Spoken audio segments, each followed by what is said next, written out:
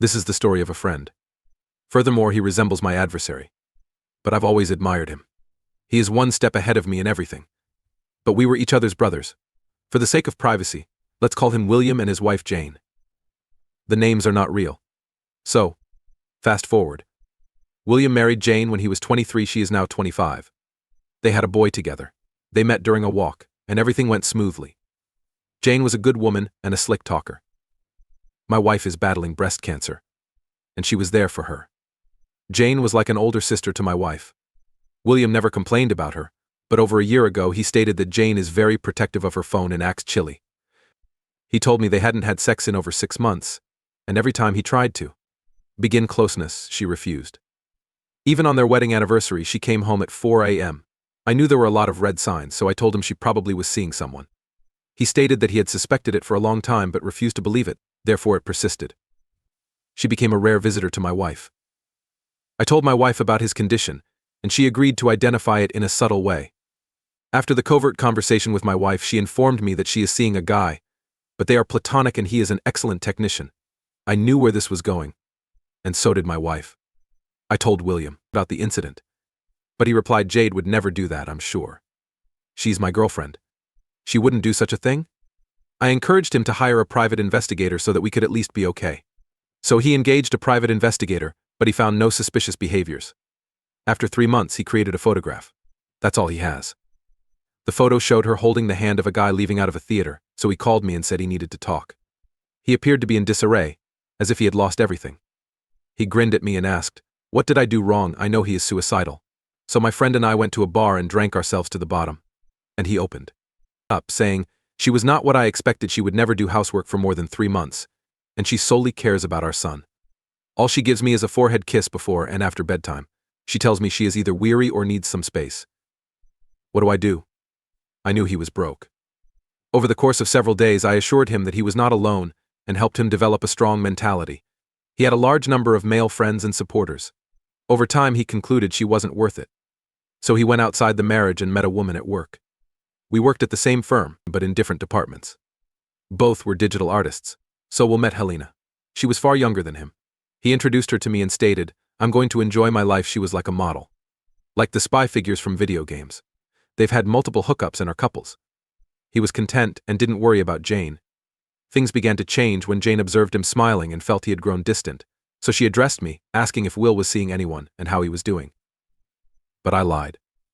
So, on Christmas, she disclosed to her husband that she had been having an affair for more than a year. That she understands how valuable their marriage is and how wonderful Will is. Will covered his tears and inquired about the facts.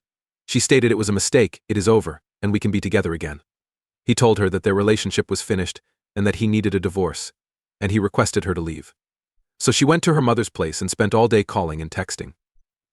During this time, Will established a second account, moved his funds there, and opened fresh accounts with many new institutions.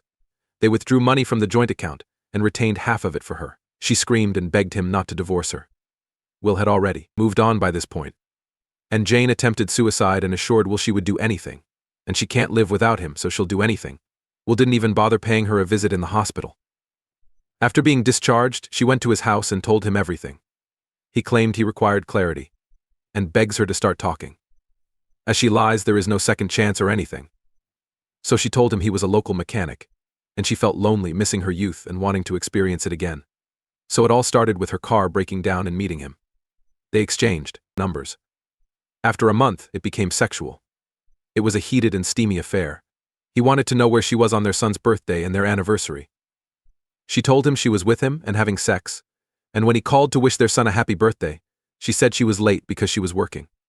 And on her anniversary, she went for a trip with her affair partner and had multiple sex sessions that day. She even led him to an apartment. Will was crushed when he heard that and began calling her names from A to Z. She apologizes and thinks about her son, and we can be dad and mother again. He stated meeting her was a mistake, and he's tired of her. She's dead meat to him. She grabbed his legs and begged him not to leave her. That she will do anything for her affair partner is meaningless. The affair partner is a 27-year-old man who cheated on Jane and dumped her 1 week before Christmas. She was emotionally attached to her affair partner, and Will and I knew it. Will accepted her back after much pleading and counseling. Not because he loved her, but because he had no option. In our country, adultery is not a grounds for divorce. However, this requires hard evidence. If you can't prove it, you're effed. To win a court case against her, you must present hard evidence. Will did not have any hard evidence. He was always occupied with Helena. However, he had other plans. He established rules. She had no choice but to accept it. Her responsibilities include cleaning the house and doing laundry. She has to do everything he says or else she is out. Always ready for sex whenever he wants or should do anything he says. He should know her email address, phone number, account information, and password. He got cold to her. After sex, he kicks her out of the room and says, "This is my bed, and you can sleep in the guest bed." He often arrives home late. He addresses her by her first name and rants and criticizes her for petty mistakes. She soon discovered Helena and challenged him, to which he replied that the door was open and that she may leave if she wanted. Jane frequently sees my wife and seeks for guidance on how to save her marriage. She offers tips and advice. My wife was quite sorry about her. Jane told my wife that she is frequently rejected and will never let her sleep in the same bed. And one day she dressed up and approached him, but he made fun of her and told her to grow up. She's in a mess right now. I even feel sorry for her. Will frequently tells his girlfriend that his wife is an old cow who isn't very good for her age. When she discovers that Will is going on a business trip with Helena, things become even more harsh. It broke her, and will explain that he is not her. They're simply pals now. But I already knew what they were. We were meant to bring our spouses to the work party. Jane was looking forward to it, but Will declined and stated, "We need to work things out," so he went single, and he had been with Helena all along. Helena was understanding, and they were like a couple. They carry out all of the functions of a couple.